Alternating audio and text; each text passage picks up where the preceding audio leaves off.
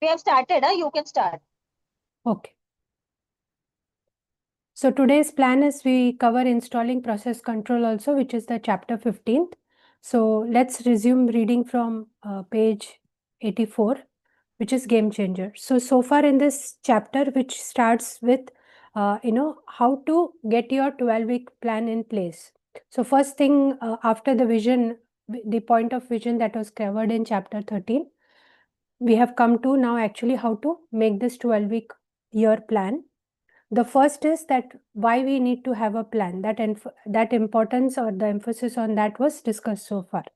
Now we are just progressing into actually building this plan. So what are the other components or what are the other relevant points here, right? So I will start reading and people can then join in. Yeah. So game changer. Operating in the 12-week year execution cycle creates an increased premium on the value of time. In 12 weeks, each day counts toward reaching your goals. The value of each moment is brought into sharp focus when there are only 12 weeks in your entire year. One of the benefits that come from applying the 12-week year is learning to act in the moment, because that's where the future that you will experience is being created. Living your life in the moment, however, can be done in two very different ways, either reactively or proactively. If you are reactive in the moment, you risk taking suboptimal actions because the primary drivers of your actions are input triggers. The phone rings, the email dings, a new task appears, someone knocks on the door, and off you go. It is difficult in the moment to know what your highest value activities are because you are typically not choosing between good activity and bad activity. You are choosing between higher value and lower value activity, and that ranking often isn't clear in the moment. That's why 12-week planning is so beneficial. With an action-based plan, you don't have to rely on input triggers to initiate your actions. Instead, your plan triggers your actions. Your action choices are made proactively at the beginning of the 12 weeks when you create your plan. In short, a 12-week plan helps you to get more of the right things done each day, and ultimately it helps you reach your goals faster and with greater impact.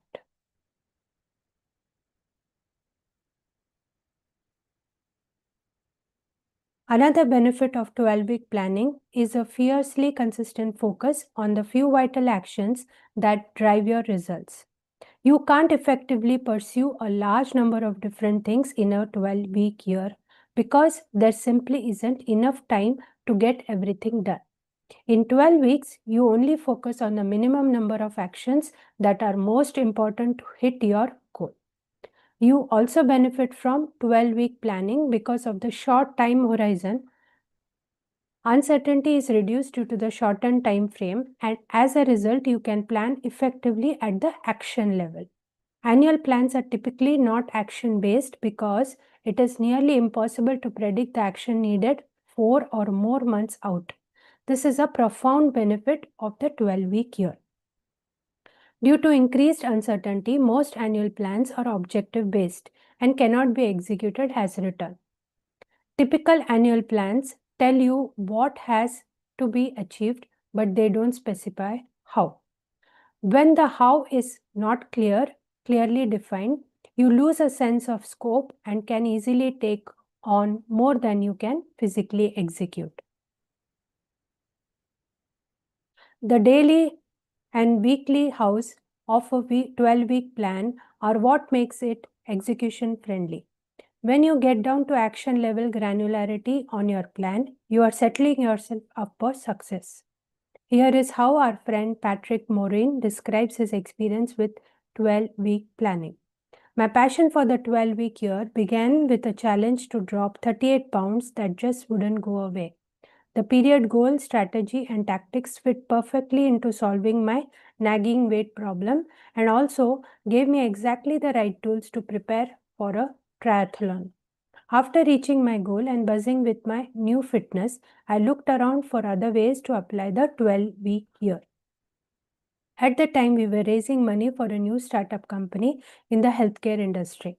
We had started in earnest in January, writing all the required documents and preparing the product. The process was taking longer than we had anticipated, and we continued to have to fund the company internally. It was straining both resources and patience. It seemed to me that this would be the perfect place to implement the 12-week year.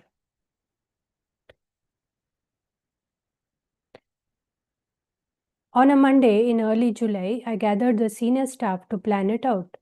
The critical objective was pretty clear. In order for the idea and the company to survive, we would have to finish the private placement memorandum and raise the money in the next 12 weeks. The economic climate at the time could best be described as dismal. Investors in general were hard to come by, and this would require a Herculean effort. The vision for the company was clear. The next step was to create a 12-week plan to acquire funding. We had to forget the previous 6 months log and focus only on the 12 weeks ahead. Using the battle cry, every day is a week, we finished a 100-page BPM in the first week. We got into our legal team for review, and a week later, we were green lighted. That's when the real energy kicked in. Reaching out to a network of hundreds of people that were personally known to each of us, we found a critical mass of people willing to step in, and we closed the first round on 10th October. The energy created around this effort continued through our development efforts, and each of our projects took on its own 12-week year. The company's cadence was remarked upon by investors, employees, and officers alike.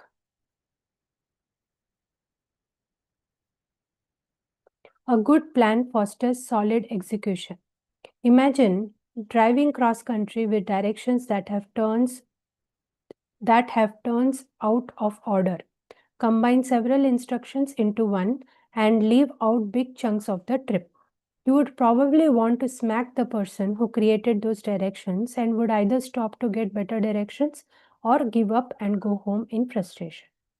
That may sound silly, but I bet that you would be surprised by how many people create business plans just like those bad directions. We see plans all the time that are missing steps, lump complicated time-consuming processes into a single tactic, and have actions out of sequence. Worse yet, rather than specifying the actions needed to reach the goal, many times the plan is just a collection of thoughts and ideas. It would be like driving from Miami to Chicago using directions that said something like, get into your car and drive in general direction of Chicago. Plans like this are way too common, and they keep you from executing. Writing an effective 12-week plan is key to accomplishing great things in only 12 weeks. The plan defines the actions that you will need to take each week of the 12 to reach your goal. Long-term capacity versus short-term results. Plans can both build capacity for the future and drive short-term results. Every plan should have a goal to drive results in the current 12 weeks. If the plan is for your business, this seems that it should always target income to be realized in the current 12 weeks. Some plans may also target building future capacity. Capacity objectives include such things as pursuing education, hiring staff, updating technology, implementing new systems, and so on. Effort and resources expended to build capacity happens immediately, while the benefits are realized sometime in the future. That's why it's important to always have activity in your plan that creates required short-term results. Effective plan structure. The structure of the plan that you write matters if you want to set yourself up to be successful. A good plan starts with a good goal. If your goal is not specific or measurable, the plan that you write will also be vague. The more specific and measurable your 12-week goals, the easier it will be to write a solid 12-week plan. Many 12-week efforts are comprised of 2 or 3 goals. For example, you might have 12-week goal to lose 10 pounds and another goal to generate $1,05,000 in new business.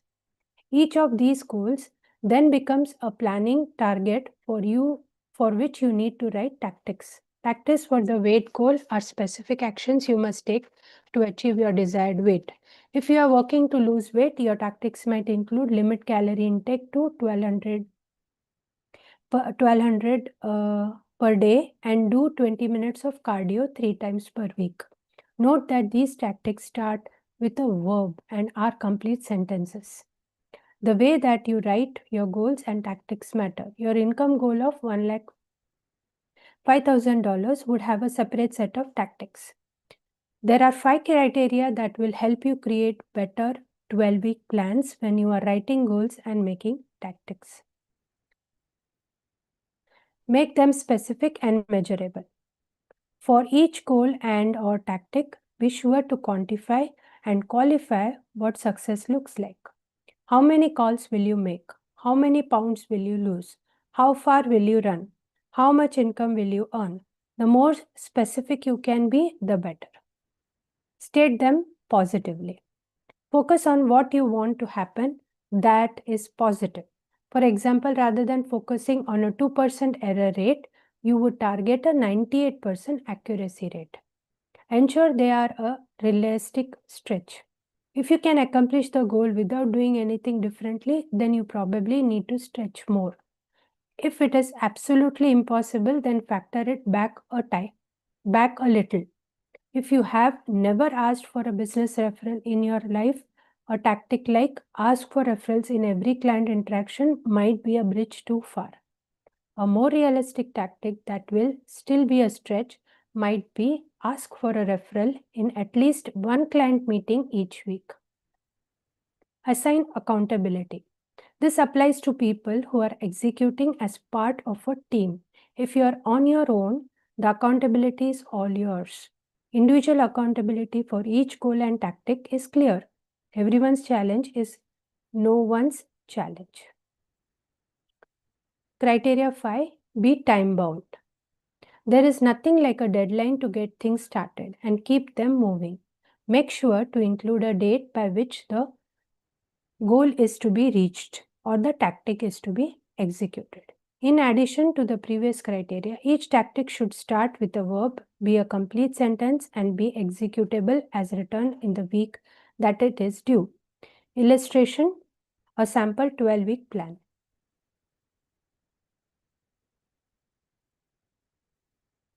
12-week goals: close $1,05,000 in new business, lose 10 lbs, improve my relationship with Carol. Goal: close $1,05,000 in new business. Tactics are so: identified ID top in profile opportunities, minimum of $10,000 likely to close within next 12 weeks. Call a minimum of 5 prospects per week to schedule meetings and schedule a minimum of 3 per week. Conduct a minimum of 2 initial appointments per week. Create a folder for each opportunity with next steps for each. Follow up with prospects weekly to close. Create sales tracking graph for my wall and update weekly. Review results weekly and determine if changes are needed to plan. Goal of losing 10 lbs. Tactics: limit calorie intake of 1200 or less per day. Do 2 minutes of cardio, a minimum of 3 times per week. Drink at least 6 glasses of water each day. Train with weights 3 times per week. Join a health club. So if you see, everything starts with a verb, as he had told. Goal: improve my relationship with Carol. Have a date night without kids once a week, every week. Establish your 12-week goals. Deciding where you are going is the first step to getting there. Effective planning absolutely begins with a well-written, specific and measurable 12-week goal. A goal that you own, that if you hit it, creates meaningful benefits for you, a goal that makes a difference. The 12-week goal is a bridge between your vision and your 12-week plan. Your 12-week goal should be a realistic stretch for you. And if it isn't realistic, you will become discouraged. If it isn't a stretch, you don't need the 12-week year because your current way of operating will achieve your goal. It's now time to set your 12-week goal that aligns with your long-term vision and also represents greatness for you in and of itself in the next 12 weeks. Get started by going back to chapter 13 to review your long-term and 3-year visions. Decide on the progress that you are willing to commit to achieving in the next 12 weeks. Once you have decided on your 12-week goal, record it. So list the 12-week goals. The best 12-week goals are realistic but enough of a stretch that they will call on you to deliver your very best. Why is your 12-week goal important to you? If you hit it, what will be different? So we need to write that as well. Writing your 12-week plan. Anyone would like to take up from here? Yes, I may please make the font little bit bigger. Okay. Is it fine now? Yes, yes. Okay. Writing your 12-week plan. Now it is time to write your first 12-week plan. The plan is the roadmap needed to reach your 12-week goals. The best plans are focused on one or two things that you want to make progress on in the next 12 weeks. The fewer goals and weekly actions there are, the easier the plan will be to execute. As George Patton once said, a good plan today is better than a perfect plan tomorrow. Don't overanalyze the content of your plan. Don't be concerned that your plan is not perfect. There are no perfect plans. Once you have a good plan, your execution of the tactics will help you to learn what works best so you can refine your plan from there. Keep in mind that at its most basic level, planning is just problem solving. Your plan solves the problem of how to close the gap between your results today and your 12-week goal. To get started, write your first 12-week goal as goal 1. Write each additional goal separately. You may find that you have just one goal. That is fine. Next, for each of your goals, define the highest priority daily and weekly actions that you must take to reach that goal.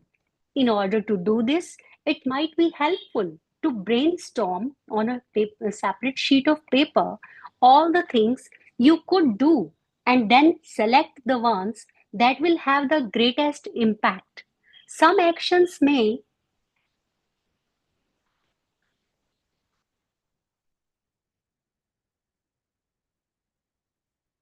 and then select the ones that will have the greatest impact. Some actions may be repeating, for example, work out each day, while other actions will happen only once in the 12 weeks. For example, join a health club. For those actions you decide to implement, write them as full sentences that start with a verb and describe the action that you intend to take. Finally, specify in the week due column the week 1 through 12 in which you intend to execute each action. So here the tactics and various columns are given. What tactics and week due. Before you put your plan down, ask yourself these questions. What actions will you struggle with? What will you do to overcome those struggles? Thinking shift.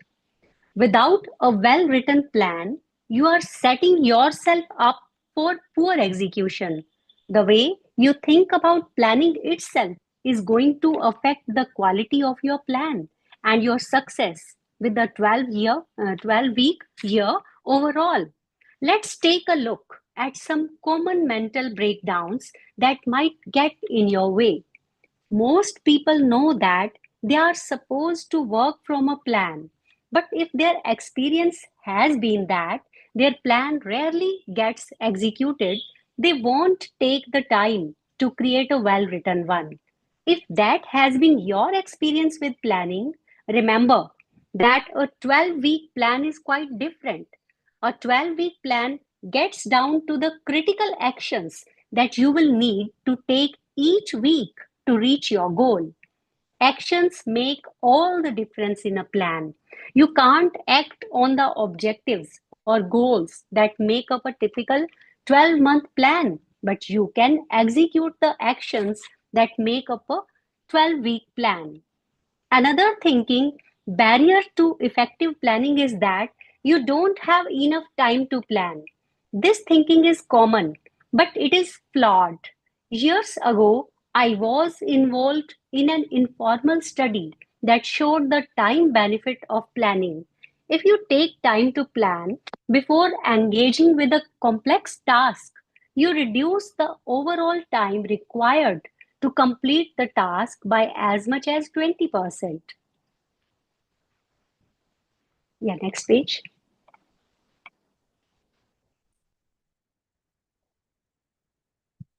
Next is team application. As a team leader, having your team engaged with the 12-week year can be transformational. Imagine if everyone on your team fully owned their aspirational visions and their 12-week goals. What would be different for you if your team was consistently executing on their highest value activities week in and week out? There are a few things that you can do as a manager to help your team get on the 12-week year quickly and with greatest impact. The first step is to ask them to read the 12-week year and have them walk through the vision and planning templates. After they have created their vision and plan, schedule an individual sit down with each person on your team to review their 12-week goals and plans. The purpose of this meeting is to refine their plan and to establish your role in helping them reach their 12-week goal. As you conduct these meetings, team start the conversation by focusing on their 12-week goals. Do they own the goal or are they just interested in it? Is the goal realistic and still a stretch for them? Do they believe that they can reach their goal? Make appropriate suggestions for changing their goal if necessary, but make sure that the goal remains theirs, not yours, if you want them to own it. Once you have finished with the 12-week goal, shift to their tactical plan. As you provide coaching advice, seek to keep their plans focused on just the fewest numbers of goals and fewest numbers of tactics that are needed to reach each goal. Refer to the criteria early in the chapter for well-written goals and tactics for ideas on how to help them improve their plans.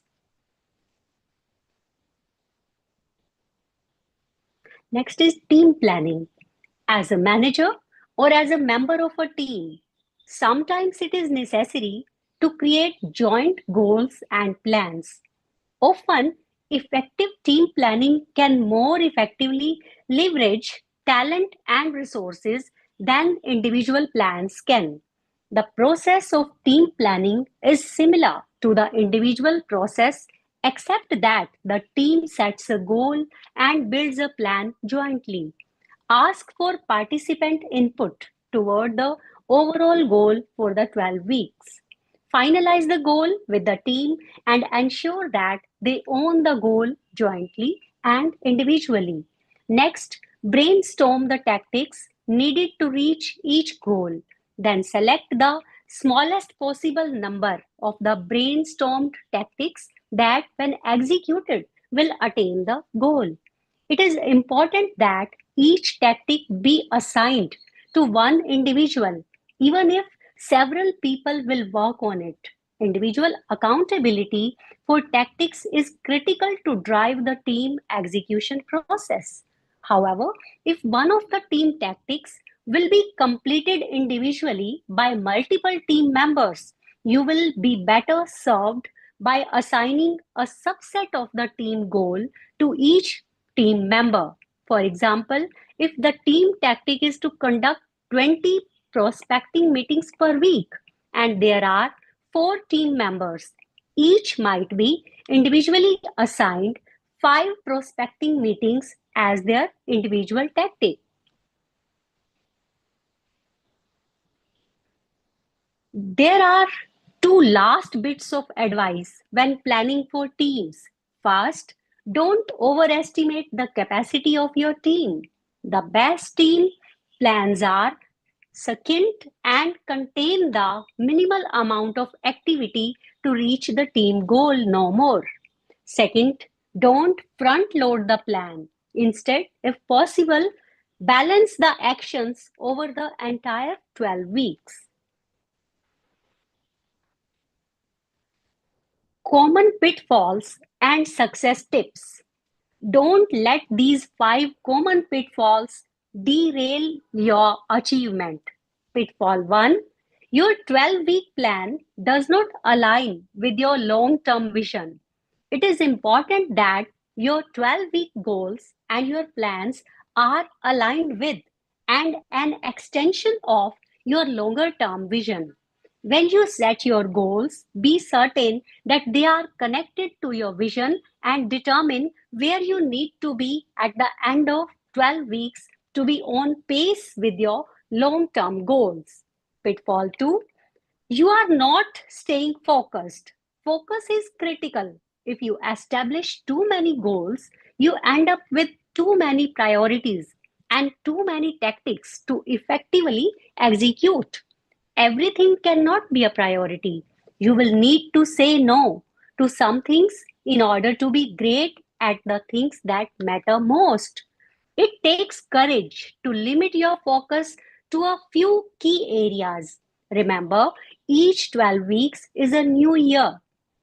Imagine if every 12 weeks you identified 1 or 2 key areas and went after those with passion and focus. Then, at the end of that 12-week period, you identified 1 or 2 new areas to focus on. The 12-week year is designed to help you focus on a few key areas and make significant progress in a short period of time. Pitfall 3. You don't make the tough choices. For each goal, it is not uncommon to identify 8, 10, or more tactics, actions you could take to move the ball down the field. In most cases, implementing every tactic you can think of is not necessary and, in fact, can be a hindrance. Although it is helpful to brainstorm all the tactics you can think of, that does not mean you have to implement all of them. Trying to execute too many tactics can spread you too thin and leave you feeling overwhelmed. Despite this, it is important to remember that there is no right number of tactics. As with your goals, the general rule is less is more. If you can accomplish the goal with 4 tactics, then you don't need 5. Brainstorm all the tactics you can and then select the critical few. Pitfall 4. You don't keep it simple. The task of planning can become very complex. In some companies, entire departments exist for the sole purpose of drafting strategic plans. For the purposes of the 12-week year, keep it simple. If you feel like it is getting too complicated, it probably is. Focus on a few key areas and the actions you can take to hit your goals. Pitfall 5. You don't make it meaningful. You must build your plan around the most important items, or there will be too little traction for you in the implementation phase. Too often, people build their plan around the goals that someone else thinks are important. Although executing your plan is not complex, it is not necessarily easy either. If your plan is not meaningful to you, then you will struggle to execute. Be certain that you focus on the areas that matter most. Chapter 15, Installing Process Control. The 12-week year starts with a vision, and from that vision, you establish a set of 12-week goals. Based on those goals, you develop a 12-week plan. Then comes process control. Mike Tyson said that everyone has a plan until they get hit in the mouth. Process control is a set of tools and events that help you walk your plan, even when you get hit in the mouth. Yes, if anybody wants to read.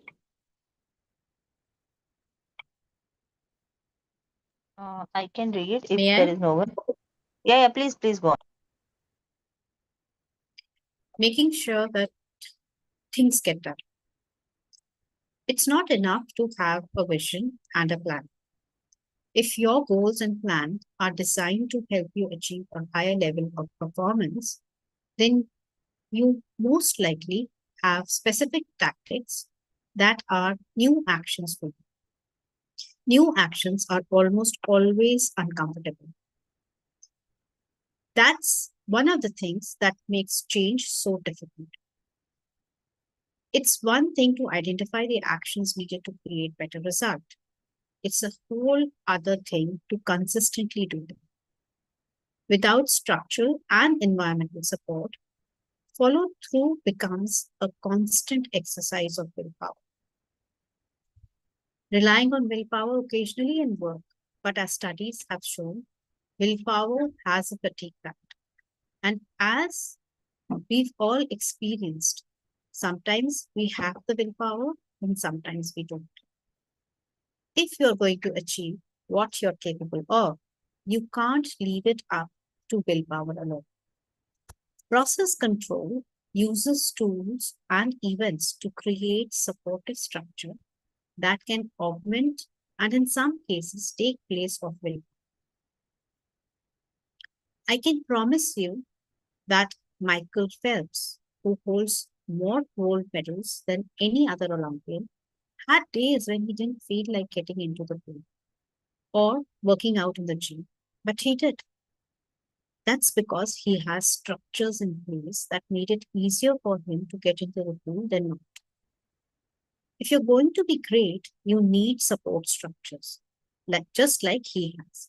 So whether you've got a surplus of discipline on a particular day or not, you work your plan. There are two items I want to share with you that will form the foundation of your support. The first is the weekly plan. Weekly plans.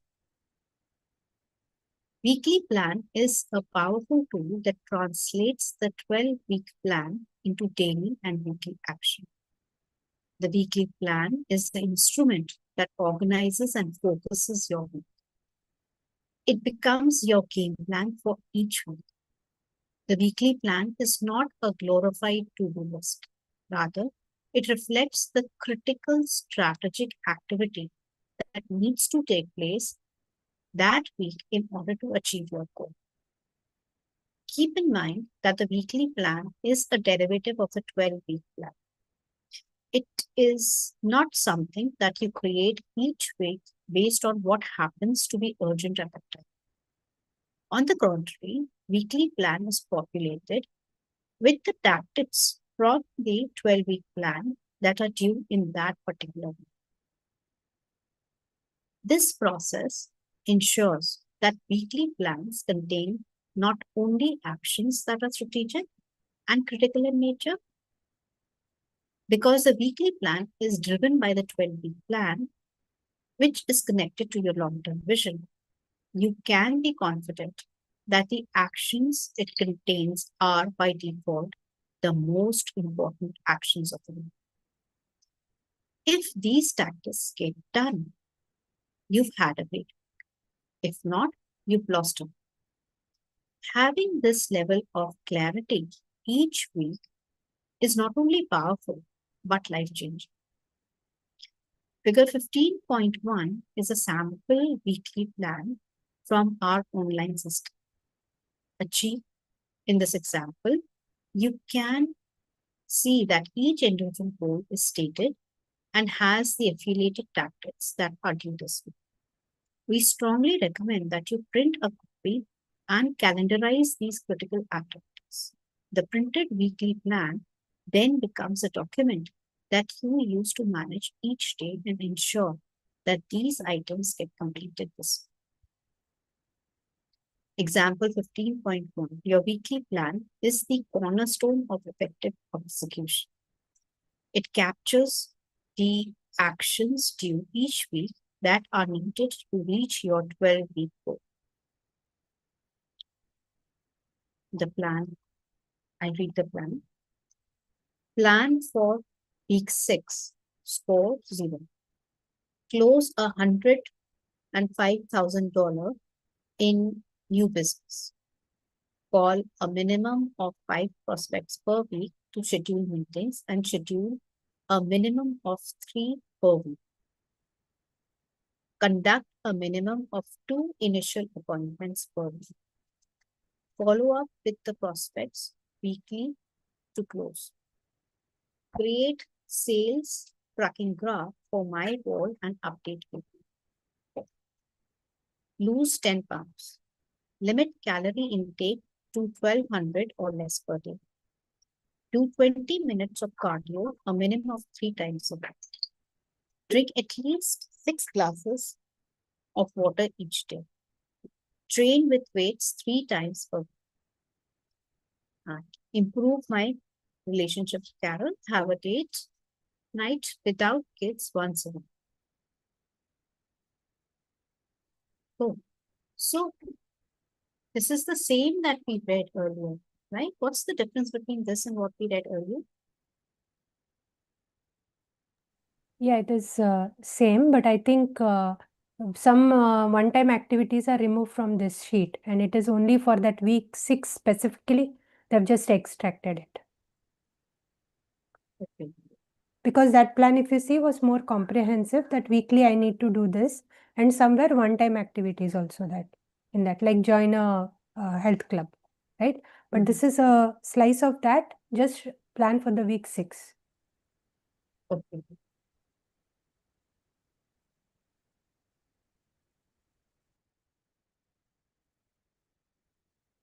Don't go it alone.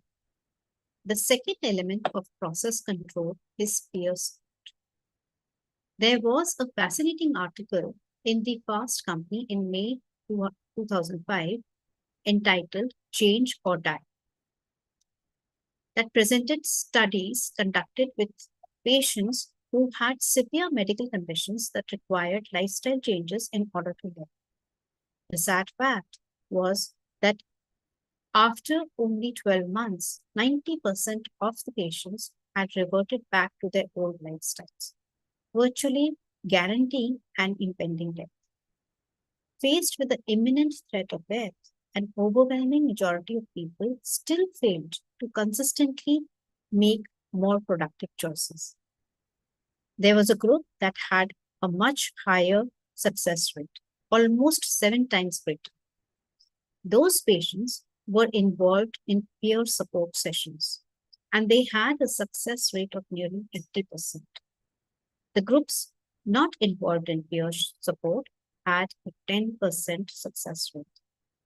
These tactics remind me of what George Shinn, the owner of Charlotte Hornets basketball team, once said.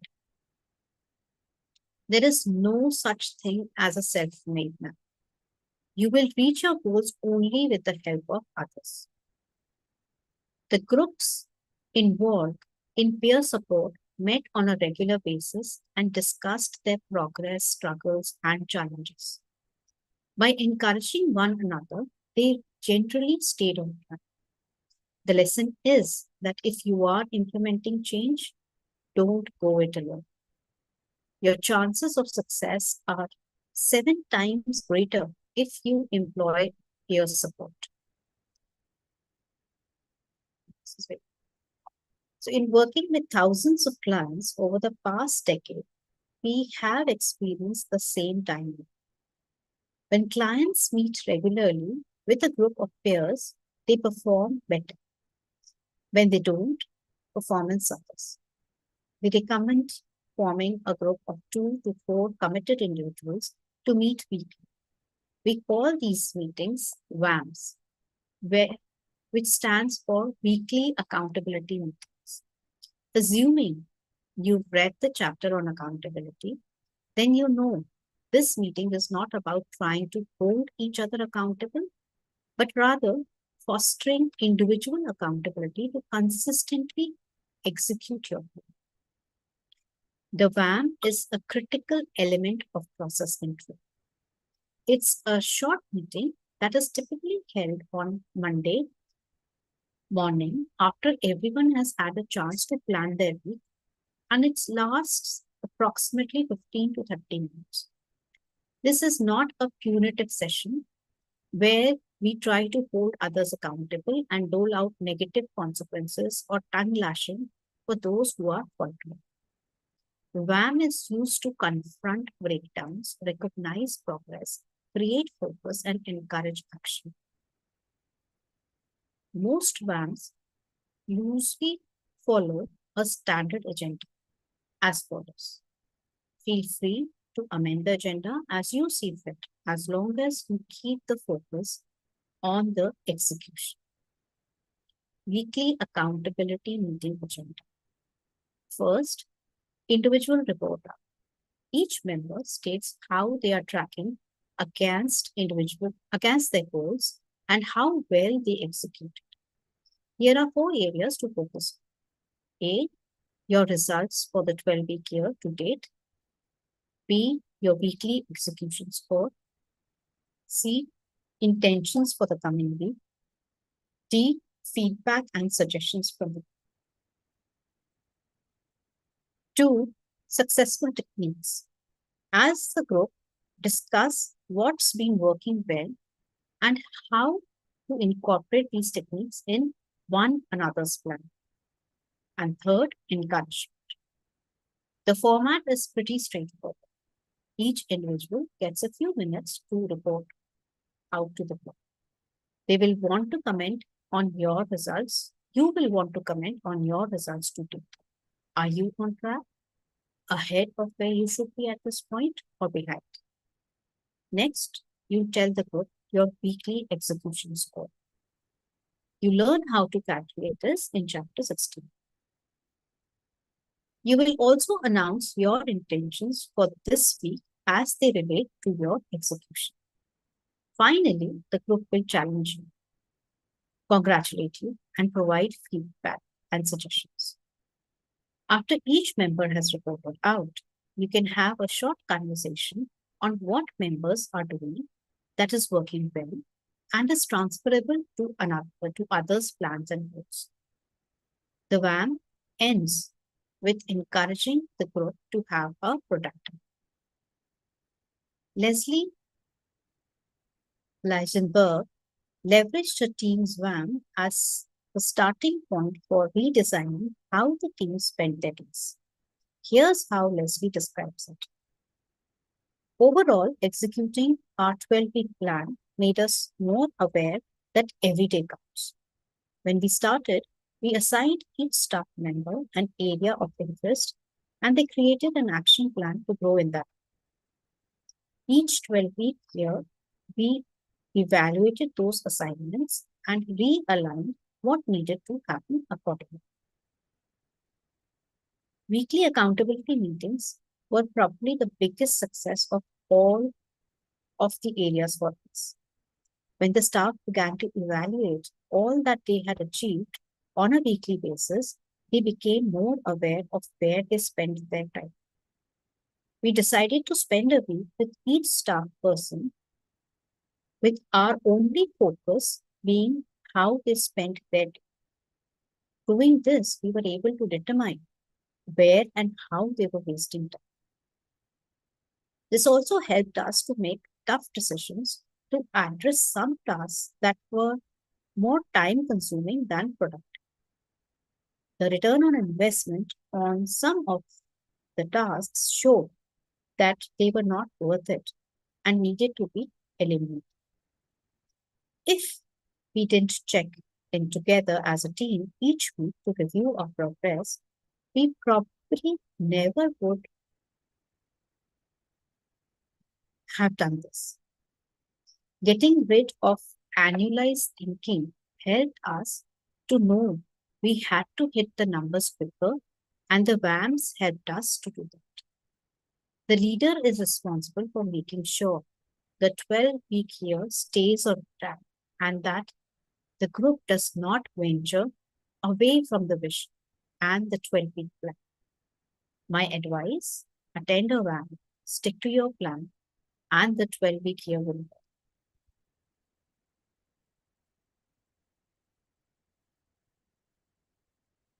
The weekly routine. The only way you will reach your 12-week goal is by taking action on your plan each day. The weekly plan and the VAM are 2 steps in the 3-step process for the weekly routine. These easy to follow steps will ensure that you execute each week and accomplish your goals. The weekly routine consists of 3 simple yet powerful steps. First, score your week. Second, plan your week.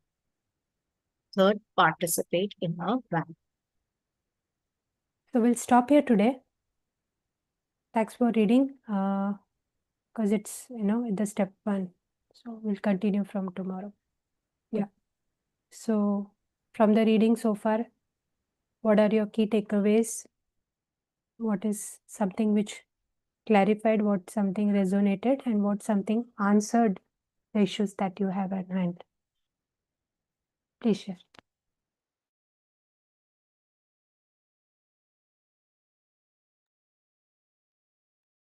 I think for me, I had shared earlier also that I was not drilling it down to this detail. So that is one thing that has made a lot of sense and is a bulb-on moment that I would, if I want the progress that I am wanting to achieve, I will need to drill it down. The other thing that was clarified over here is I can have my personal goal also and one professional goal that I can track simultaneously. So yesterday's reading, I was thinking that I should just first, in the first 12-year plan, I should just give myself a personal goal only and see how it is working, how I'm able to work on it, and then maybe progress to make the learnings further or escalate the learnings further by taking it down to my professional goal. But today's thing that maybe if I keep it, just target one aspect of my professional arena, then maybe this could work out having them simultaneously also. So this is one more clarity that I have got. When I actually sit with a pen and paper and try to make it for me, then only I'll come to know whether I'm on the right track or is it something too much to do at once or should I take it one step at a time?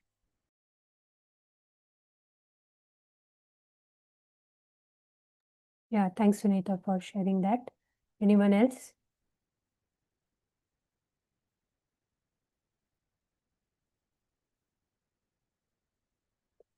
What I like today is actually whatever is vague, whatever is just at the thought level, will not be, we will not be able to execute or even try to execute because the path is not clear. It is vague. There is no structure and there is no timeline or clarity as to what is the next step forward. So I think all these points are addressed in this book. And specifically, if you say chapter 14 was more into how to build a focus. The central point was focus. The focus will come when you have a plan. And the plan has to be, the plan has the specific things like it should start with a verb, that it needs a bit of stretch, because any which ways, if there is no stretch, then you might be actually very comfortable achieving it. The timeline, decide a timeline, let it be full sentences. And somewhere we have to mark the critical actions and the tactics. So it's also saying that focus also to what critical activities are there and don't take too much on the plate. So have limited number of tactics as well as limited number of goals that you take up at one time.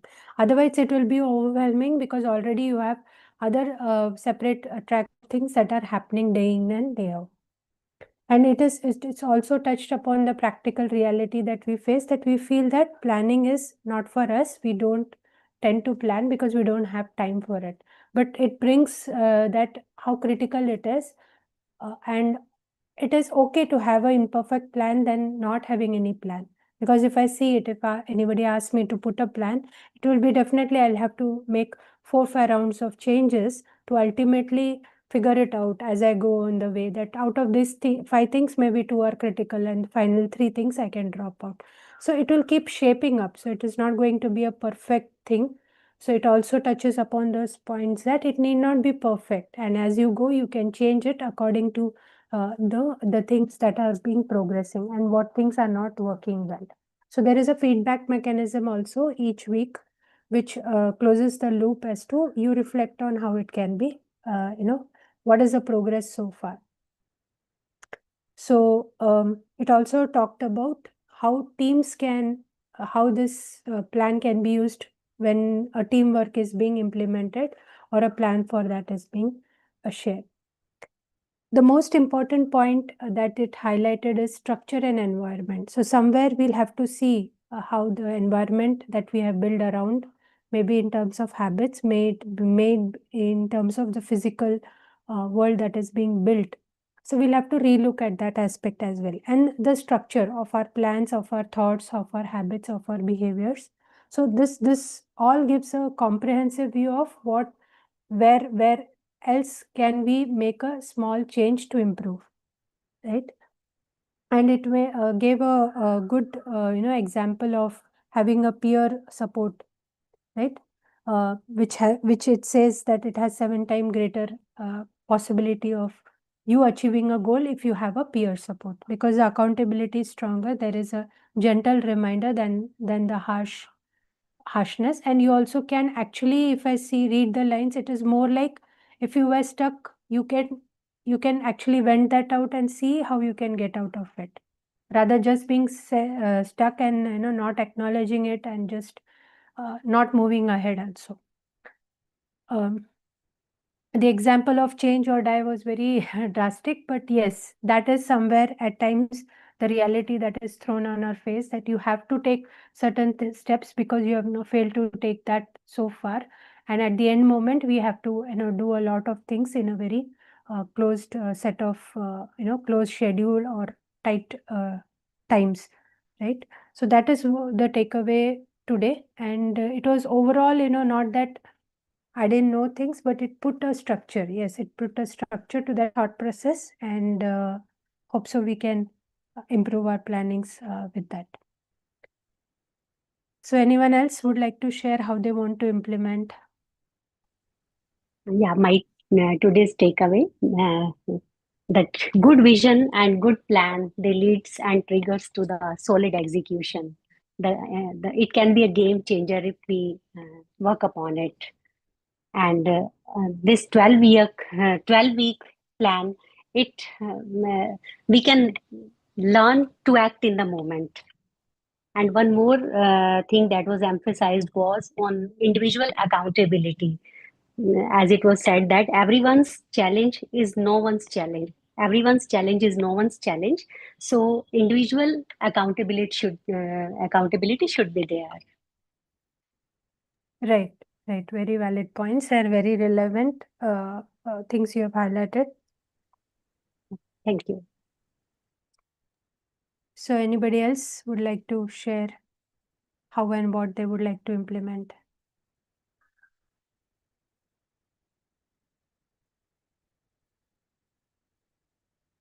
Yeah, I just want to add that, that when we focus on the moment, we are focusing just thinking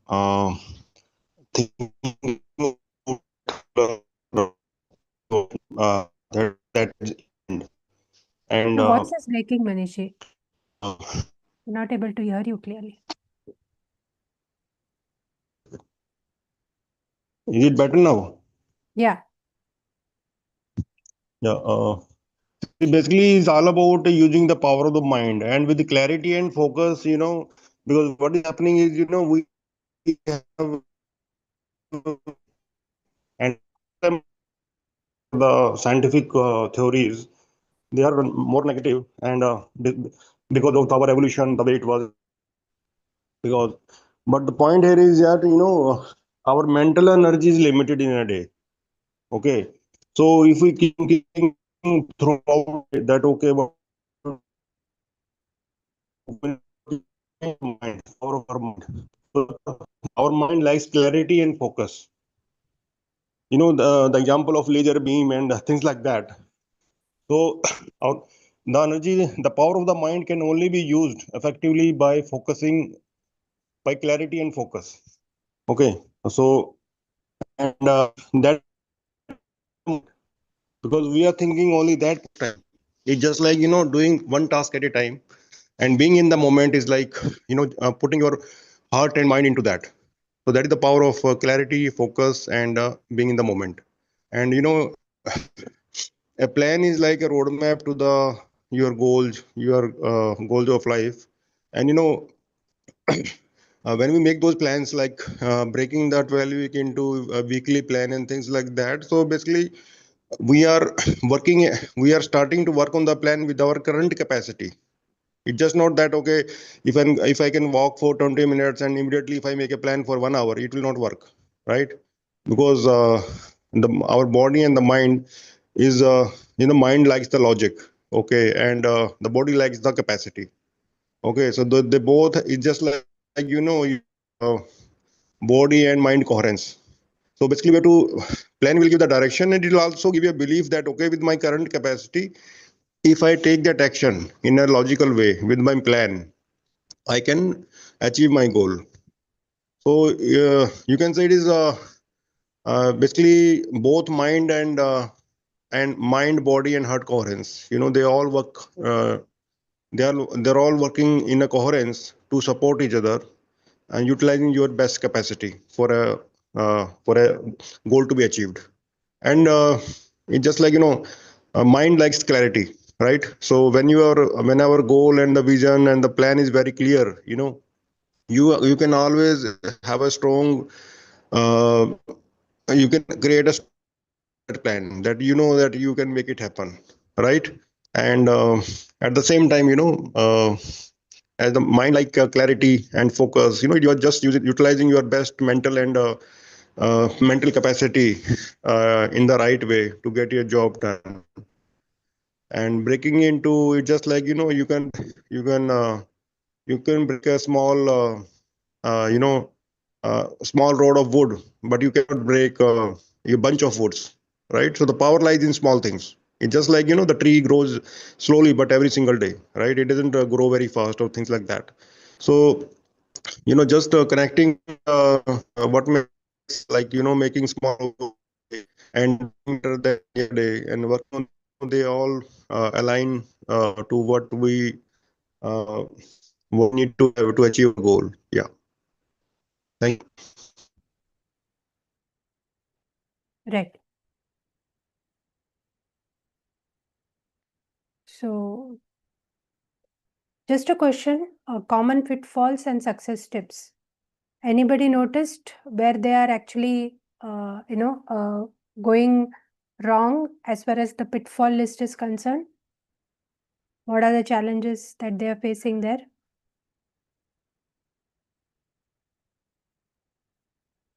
Pitfall 1, your weekly plan, 12-week plan does not align with your long-term goals, vision. You aren't staying focused. You don't make the tough choices. You don't keep it simple, and you don't make it meaningful. So if you were to ask me, I am on the second and third pitfall where I generally get detoured. Okay. So you see a solution to that here? So what I gathered was the van that could help me stay focused, because when I am faced with, if I'm sharing that with that person, when I'm faced with something that is a hurdle or some negative responses, that is where I let my emotions take the better of it. Knowing everything, knowing the fact that this is a temporary thing and you have to forge through it. But that takes time for me to, and I lose a day or two in getting myself on track. So that is where what has been the most challenging aspect of it. And then the guilt comes in, that knowing everything, yet you are being hit by the same thing and you're taking time to get your bearings. Okay. So how about tough choices? You're able to identify those tactics, actions, or you even The tough choices, you're succumbing. So you're not knowing everything that what needs to be done, yet you're succumbing to your emotions. Right? So that is the tough. If I were in a position to make that tough choice and pass through or forge through, then it would not have been a pitfall for me. But I'm not making that tough choice of going ahead. It's okay. been personally what I read into. So I have my work is aligned, maybe on a 85-90%. I don't ever give myself too complicated a task. I had put in a lot of complicated assignments as to how much I could fill into in my day. But then since it was not working, so I parked a few aside that, okay, once I have everything in order, once I have my systems set up, then only I'm going to take them and I'm not going to feel guilty about it, no matter what I see others do. I mean, for example, one such example is keeping abreast on LinkedIn. So posting on LinkedIn and posting on writing. So these are very critical aspects for me, but because at the present moment I can't do them consistently, so I have taken a gap. So that is, so I kept my day to a simpler extent. So if I understand right, you have taken those tough choices wherever possible. Now, wherever it is not possible or you don't seem way out of it, it is difficult for you to accept that it is challenging, right? Right. But I think to some extent, every one of us will have that, some things which will be beyond control. It takes time for us to accept and move forward. Yeah, but you hit a very practical point here that yes, it will not be the same, and we might want to do a lot of things, but yes, practical realities, challenges will will take their own course, and we'll somehow have to build that kind of flexibility or acceptance into our system to maneuver this. Right. Is there anything else anyone would like to add?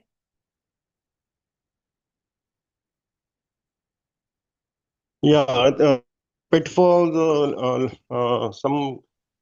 you'll always have some pitfalls, and that is a part of the game. So that is, you have to just accept it as a part of the process, and don't get down, don't let yourself down by that. Just be happy with that. So nowadays what I'm doing is, whenever I feel like, okay, something is not good outside, I just laugh at it. Say, if something is bad, then just that, I just focus on, say, that you cannot change something, just find goodness in that. Like what I mean to say, that feeling that right if you can't change things, just है, कुछ अच्छा भी है ना, Voice is and breaking. it makes me better. Yeah, Right. So yeah. that is You one way know, of yeah. looking at, at a more a mature level, or I would say more at a practical front. But yes, implementation or acceptance at times is challenging. Yes. Yeah, like life is not perfect, so you cannot expect everything to be perfect. So that's okay. I just laugh at it and say, okay, yeah, okay, something is bad. It means, just say that, okay, कुछ कुछ अच्छा है तो कुछ बुरा भी है. So just accept it. Yeah, in a happy way. Right. So anyone else would like to share anything?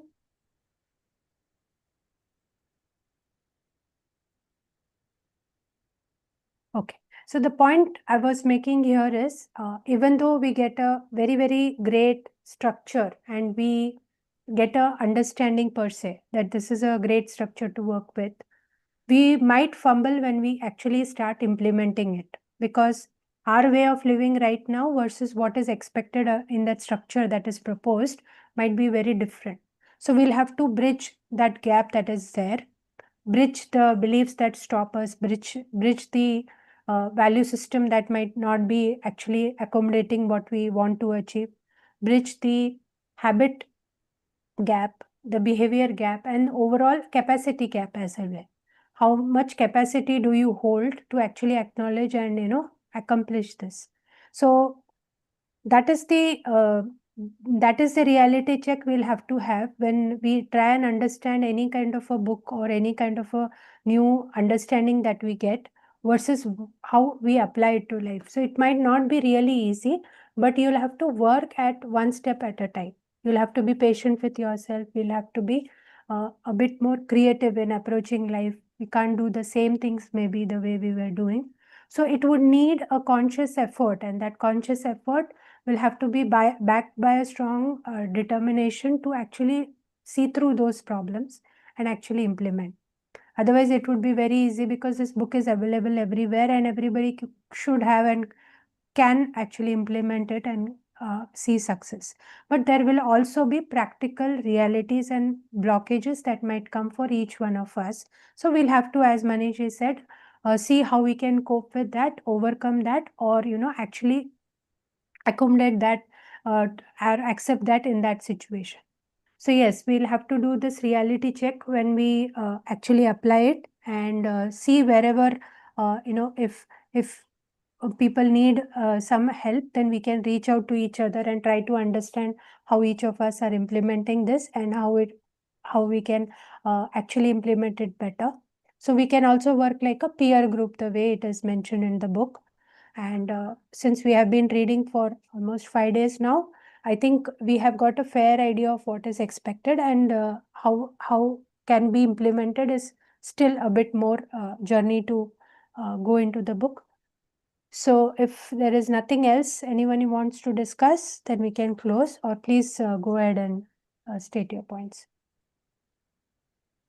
Yeah, so just want to add a little bit to that. My take on is that, when we find everything so difficult sometimes, and sometimes, it happens from time to time when we are working on some challenging task, or we get down by some emotion or some bad experience. So just focus on the work, on the word commitment. Are you committed to yourself? And just focus on your why factor, because they are the real energy source of your action. And I think, and the same thing I learned from the book Power of the Heart. Listen to your heart, focus on your heart, what the heart is saying. It's saying, okay, go take action, right? So, these all little things, they add up to elevate your energy and take action. So whatever works for you, I'm just sharing what worked for me. I'm sharing my experience, right? So when I feel something very difficult, or I, due to whatever reason, I don't feel like taking action, I just focus on my why factor, my commitment to myself, right? And then I focus on the heart, the power of the heart, what my heart is saying. It says, yes, you have to do it. Then you just become fearless and take action. I think all these practices, and they help a lot. And it's all about, being consistent, being optimistic, and using those affirmations, right? I am more powerful than my circumstances. So all these, good affirmations, habits, they all add up to helping us take action. Yeah, I think, yeah. Thank you. Thanks, Manishji. Thanks, everyone. I think it's already late, pretty late today. So we'll end it here. Suman, you want to say something? Yeah, it's fine. All, Okay. you all people, Okay. yeah, wonderful sharing it was by Manish Ji and Okay. So thank you, everyone. See you tomorrow, same time, 2 o'clock. Thank you. Bye-bye. Thank you.